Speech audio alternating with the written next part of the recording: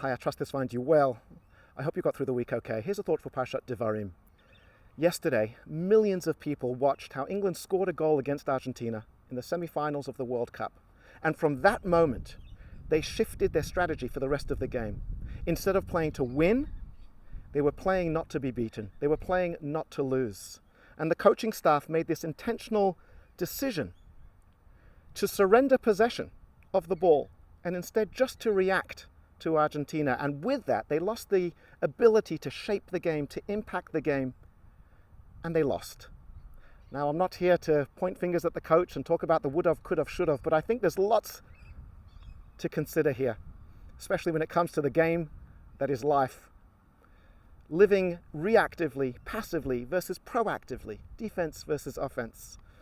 In this week's parsha, Moshe, prior to his passing, begins to reflect on his 40 years of leadership, talks to his beloved people prior to them entering into the land of Israel. But it wasn't just a review of the past. It was very much him preparing them for the future without him.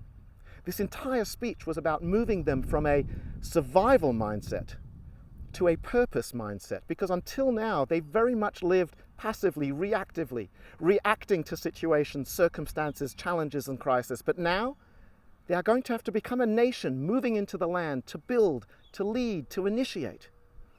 Perhaps what Moshe is telling them and us, that of course there's times when we need to play defense, where we have to be passive, where we have to react.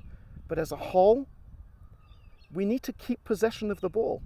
We need to use our energy not just to sit back and hope that things don't go wrong, but instead use that energy to live with purpose, to live with intention, to actively become the best person we can be.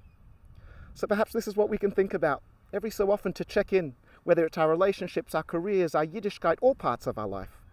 Am I living passively? Am I just reacting to situations? Or am I living with purpose? Am I living proactively? Shabbat Shalom, take care, and Am Yisrael Chai.